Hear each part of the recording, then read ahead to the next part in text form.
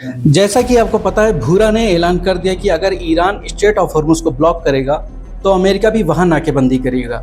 यानी अगर ईरान रास्ता बंद करेगा तो अमेरिका भी जवाब में वही करेगा।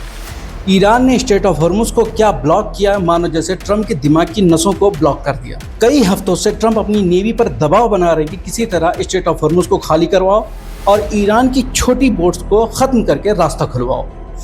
लेकिन अमेरिकी नेवी का कहना है कि मामला इतना आसान नहीं है।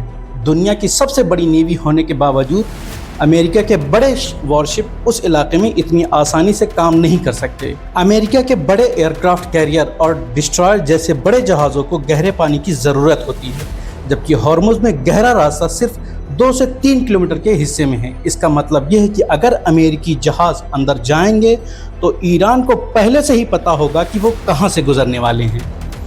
ऐसी सिचुएशन में ईरान के पास हमला करने के कई तरीके हैं। सबसे पहला खतरा उसके ड्रोन्स हैं, जो बहुत कम समय में हमला कर सकते हैं और जहाज़ों को रिएक्शन देने का मौका कम मिलेगा।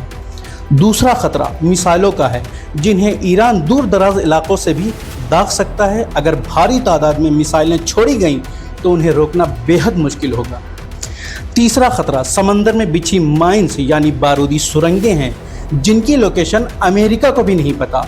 इससे हर जहाज़ को बहुत सावधानी से आगे बढ़ना पड़ेगा।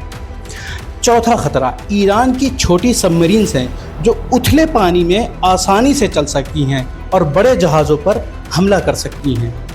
और पांचवा सबसे खतरनाक खतरा तट पर लगी तोपें और आर्टिलरी हैं, जिनका रिएक्शन टाइम इतना कम होगा अमेरिका के पास जवाब देने के लिए कि कुछ सेकंड ही होंगे अमेरिका के पास। अब आप अमेरिकन मिलिट्री और ईरान की मिलिट्री को बहुत गहराई से समझ सकते हैं कि कौन पावरफुल है।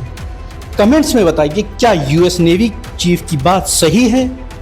अगर वो ट्रंप की बात मान करके स्ट्रेट ऑफ हॉर्मुज को खाली कराने कूद पड़ा तो उनकी बड़ी बड़ी शिप्स में बड़े बड़े छेद हो जाएंगे और उन बड़े बड़े छेदों की वजह से वो समुद्र की गहराई में टूट पड़ेंगी। फिर वो ट्रंप से पूछेगा कि हम इन बड़े बड़े छेदों के साथ हम सांस कहाँ से लें और कहाँ से।